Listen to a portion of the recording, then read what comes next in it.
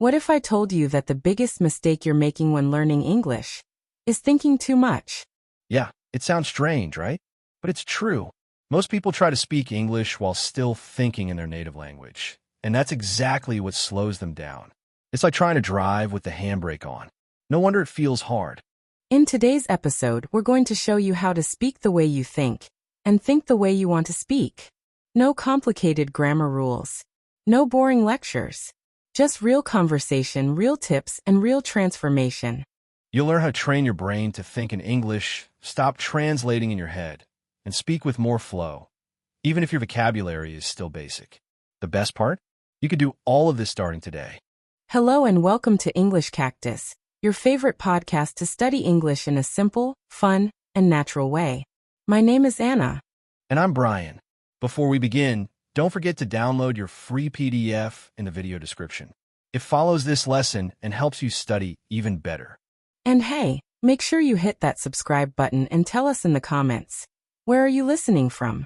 We'd love to meet you. Now grab your coffee, relax, and let's begin.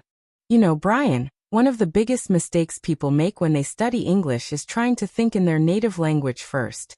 I remember when I was learning Spanish, I would think in English, then translate. But by the time I finished the sentence in my head, the moment was gone. Speaking naturally means thinking in English from the start. It's like turning off the subtitles in your mind. When your brain is processing everything in English, you stop pausing to find the right word. Instead, you just talk. Not perfectly, but naturally. That's where confidence is born. Yeah, and it's funny because we don't realize how often we do this. You hear someone say, I know the words, but I just can't speak. And usually, it's not a vocabulary problem. It's a thinking problem. If you're always translating, your brain is doing double the work. Imagine trying to drive a car and ride a bike at the same time. Impossible, right? That's what it feels like to translate and speak. But when you start to think in English, everything feels smoother, less stressful, more natural. I always tell my students to start small. Don't wait for perfect grammar. Just begin with simple sentences like, I am hungry or today is a good day. Say them in your head throughout the day. When you wake up, say good morning to yourself instead of your native greeting. Look at your coffee and think, this coffee is hot. It sounds silly, but this habit trains your brain. It's like learning to ride a bike. At first, it's wobbly, but with repetition, balance comes. And then, you ride without thinking. And don't worry if it feels slow at first. That's part of the process. Think about little kids. They don't use perfect grammar, but they're fearless. They speak to communicate, not to impress. We need that same mindset as adults. Thinking in English helps you focus on connection, not correction. It helps you trust your voice. And the more you trust your voice, the more fluent you become. So stop waiting to be ready. Start where you are. Even if your sentences are short and simple, you're already making progress. Let me give you a real example. One of my students used to translate everything in his head before speaking. He was so nervous during conversations. Then we tried something simple. He described his breakfast every morning in English. Eggs, bread, tea. Slowly that became, I eat eggs and bread. I drink tea. Now he tells full stories about his morning routine, without translating. Why? Because he taught his brain to think in English. Not overnight, but step by step. That's how fluency grows. So if you're listening right now and still translating in your mind, pause. What are you thinking right now? Try to say it in English, even if it's just a word. This is the habit we want to build. The shift starts in your thoughts. If you want to speak naturally, you need to think naturally. No magic, just repetition. No pressure, just practice. And soon, something amazing happens. You're speaking without thinking about grammar or translation. But of course, it's not always easy, especially when obstacles get in the way. So now that we understand the importance of thinking in English, let's talk about what gets in the way. Most people think the biggest obstacle is grammar. But surprise, it's not. One of the biggest blocks is fear. Fear of making mistakes. Fear of sounding silly. Fear of being judged. And that fear creates silence. You know the answer, but you freeze. Not because you don't know English, but because you're afraid of using it wrong. That fear? It's the real enemy of fluency.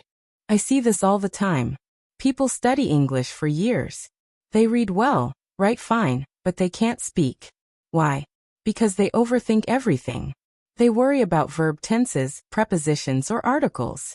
So instead of speaking freely, they stop themselves. They correct every little word in their head before saying it out loud. That turns a simple sentence into a stressful task. And let's be real. Communication should never feel like walking on a tightrope.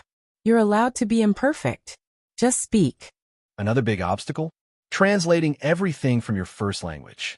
We mentioned this in the last part, but it's worth repeating. Translation slows you down. It keeps your brain stuck in your comfort zone. You're trying to learn English, but thinking in another system. It's like trying to learn to dance salsa while doing ballet. Different rhythms, different moves. If you want to speak English fast, you need to live in the English rhythm. Stop switching tracks every time you want to say something. And don't forget about vocabulary stress. So many learners think, I can't speak well because I don't know enough words. But here's the truth. You only need basic words to express big ideas. Think of how babies talk. I go store. You eat. Me happy. Simple. Clear. Understandable. And the same works for adults. Don't wait until you know 3,000 words. Start using the 300 you already have. Fluency isn't about using fancy words. It's about using the words you know with confidence and clarity. Let's talk about perfectionism for a second. Oh, it looks innocent, but it kills fluency. You want to say the perfect sentence. You want the perfect accent. You want to sound like a native. But guess what? Perfection is a myth. Even natives mess up. Even teachers mess up. Fluency is about flow, not flawlessness. You could be smooth and natural, even with mistakes. In fact, your brain needs those mistakes. They're how you grow. So speak. Mess up. Laugh. Learn. Then speak again stronger. So if any of this sounds familiar, don't worry. You're not alone. Every English learner faces these challenges. The key is not to avoid them, but to face them with patience. Remember, you're not just learning a language. You're learning to be brave. You're learning to be okay with not knowing everything. And that's powerful. But how do you actually start thinking in English, instead of translating? How do you train your brain to switch gears and stop translating all the time? That's what we're going to explore next. If you really want to improve how you speak, you have to train your brain to stop translating. I know it sounds weird at first, like, how do I do that? But the truth is, your brain is a muscle, and muscles respond to training. Every time you translate, you're reinforcing the habit. But every time you think directly in English, even just a few words, you're building a new path, a shortcut. And the more you use that shortcut, the faster your brain gets. It's not magic, it's practice. Daily, simple, intentional practice. Think of it like changing radio stations. If your brain is always tuned to your native language, English is just noise in the background.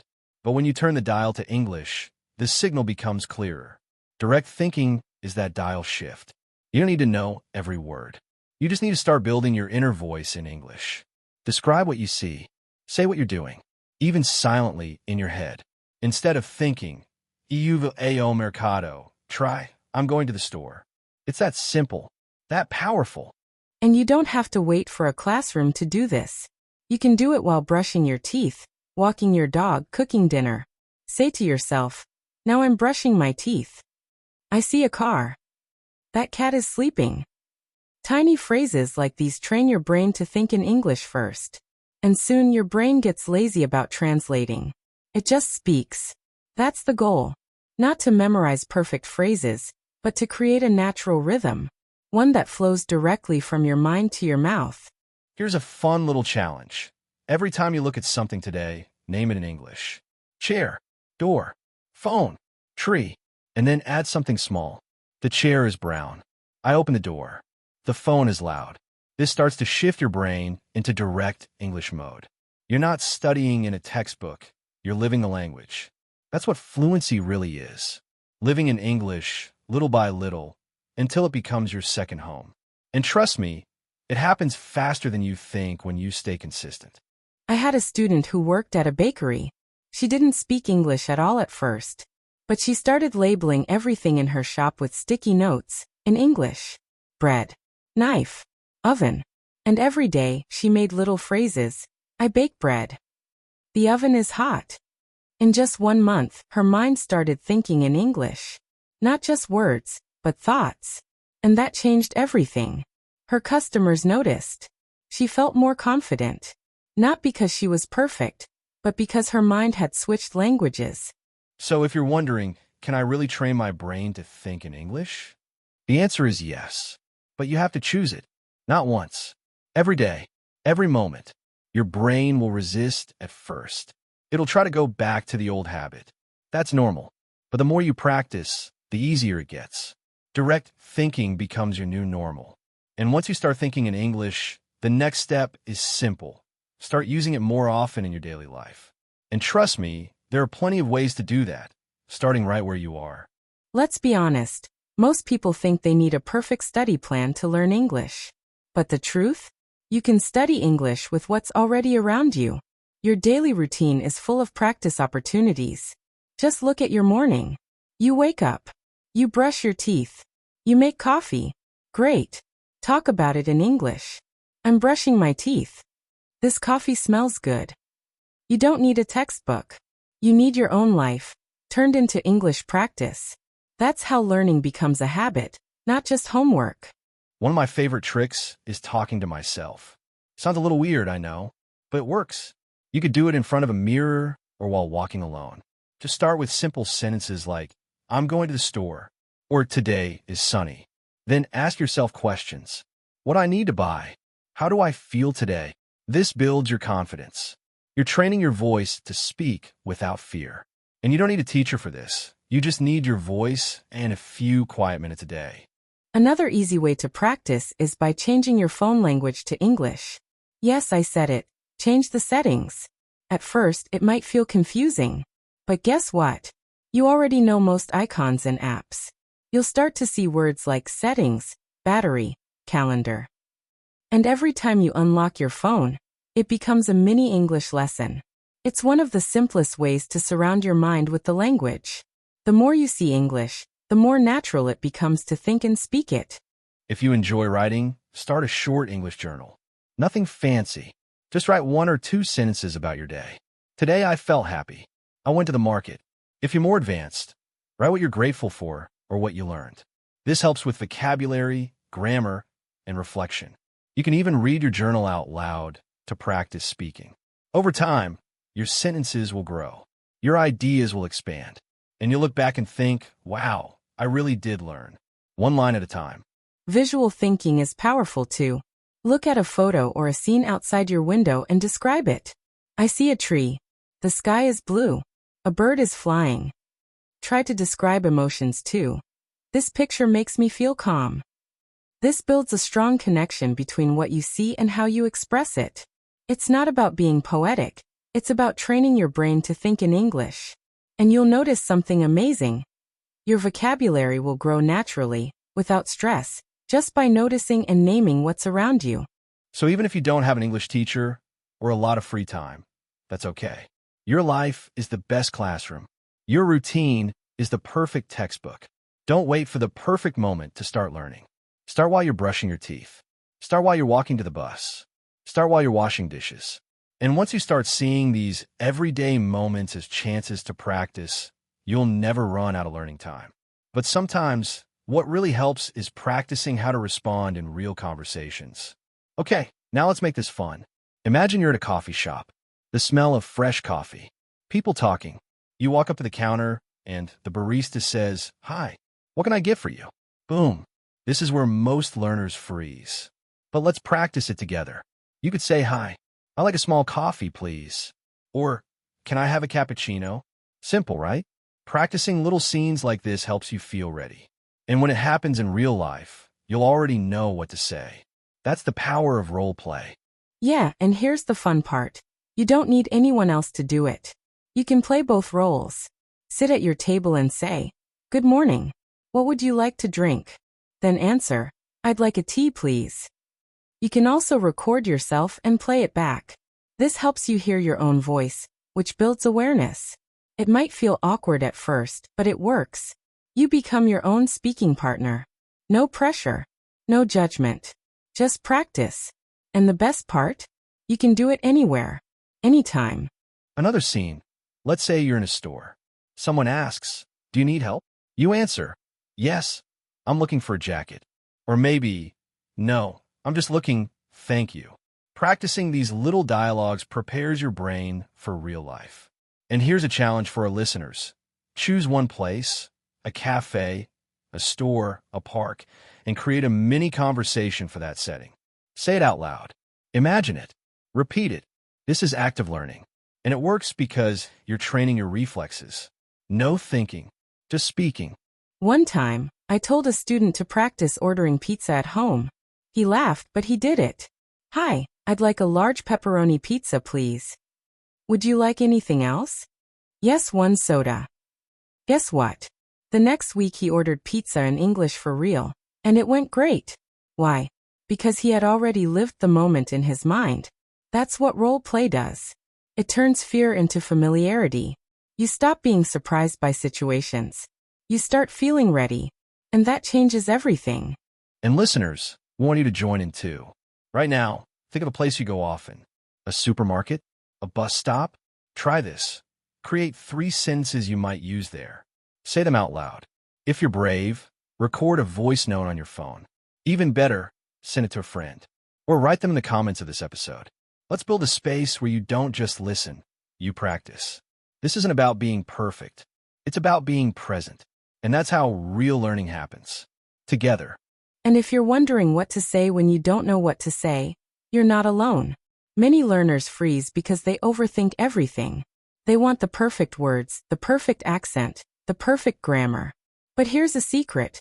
Native speakers don't always speak perfectly either. What really matters is communication. Connection. That's why next we're going to show you how to stop overthinking and start speaking with more peace and confidence. Let's be real. Overthinking is one of the biggest traps when learning English. You want to say something, but your brain says, "Wait, is this the right word? What about the grammar? What if I sound silly?" And while your brain is busy panicking, the moment passes. We've all been there. But here's the thing. English isn't about sounding perfect. It's about being understood. So when your brain starts spinning, pause. Take a breath. Remind yourself, it's okay to make mistakes. It's okay to speak simply. Just speak. I always tell my students, if you don't know a word, don't panic, simplify. For example, if you forget the word refrigerator, say cold box or thing for food. People will understand. That's communication. That's creativity. It's better to say something simple than to say nothing at all. And funny enough, this actually improves your vocabulary. Why? Because you start using English to find solutions, not problems. That mindset shift changes everything. It builds confidence, not fear.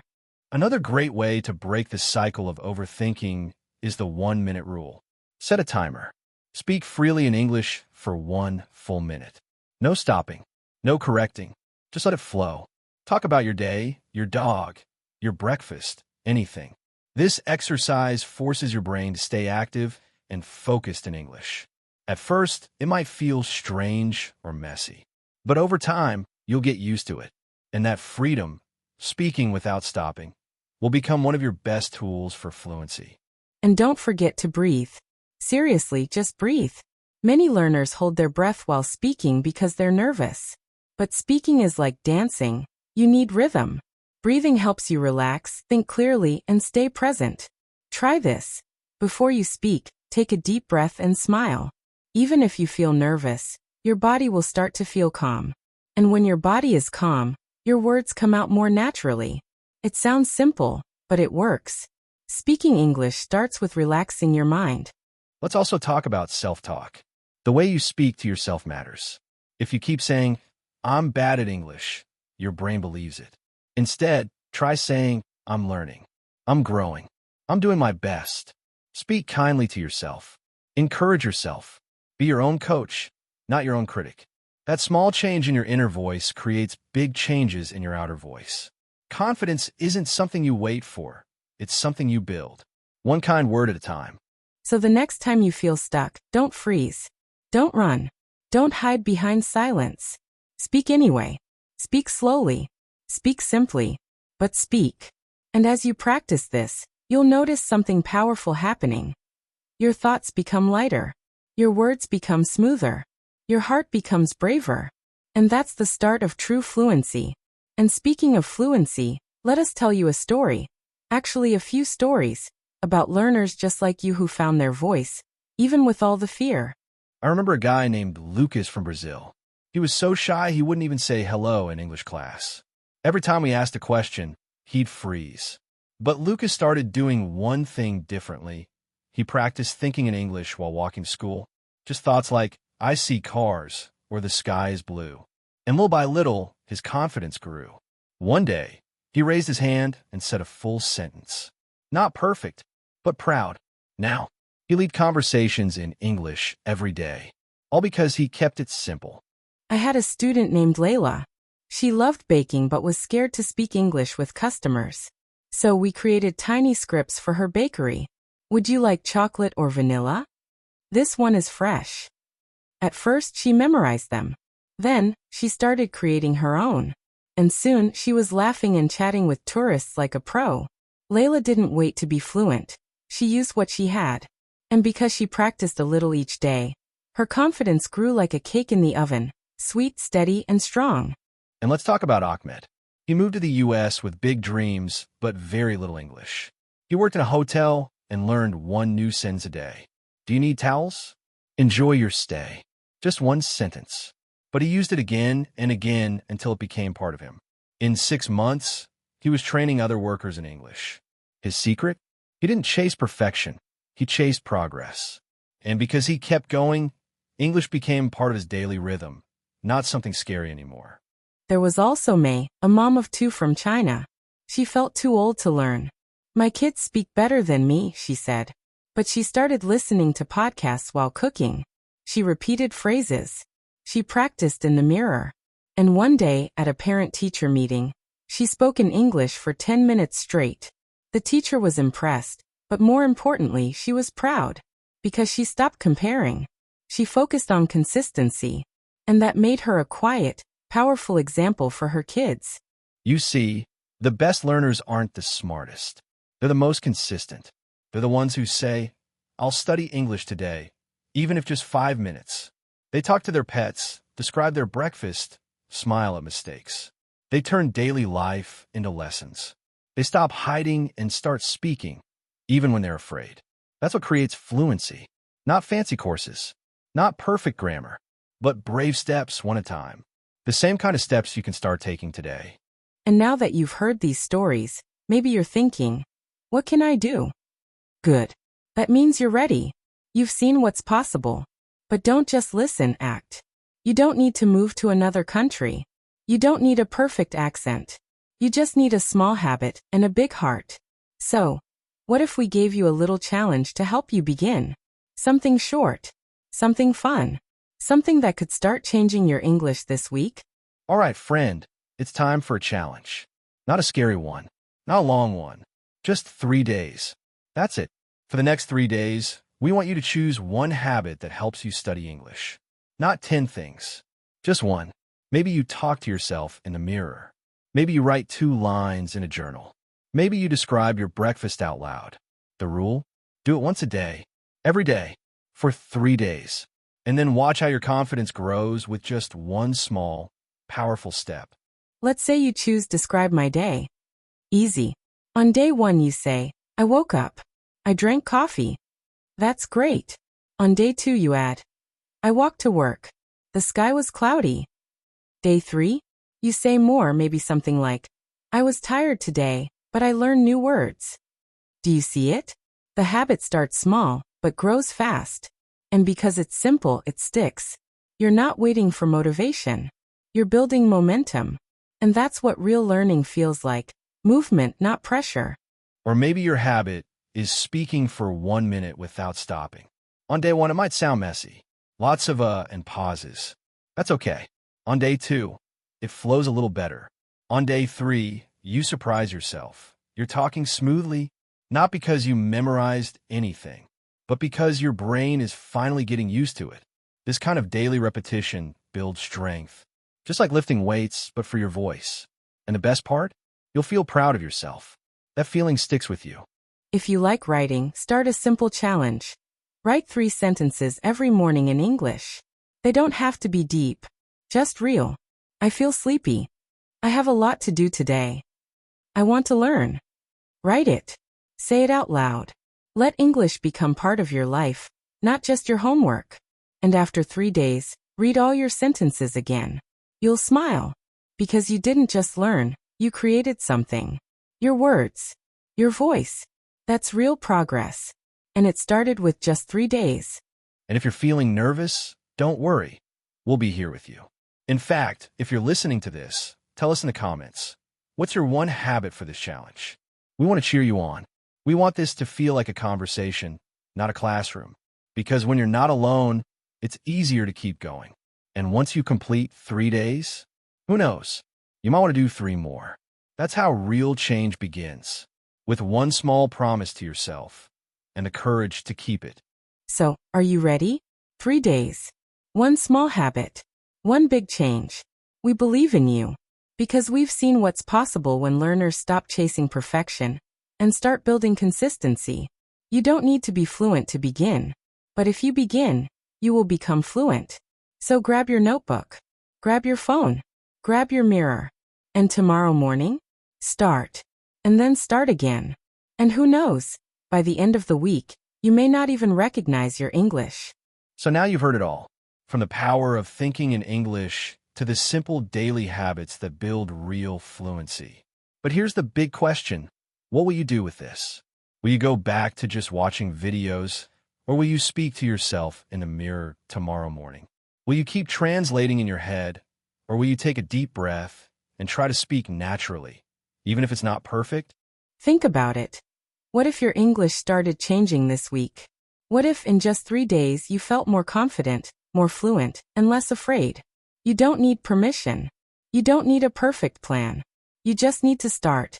Right now. With 1 sentence. 1 thought. 1 voice yours.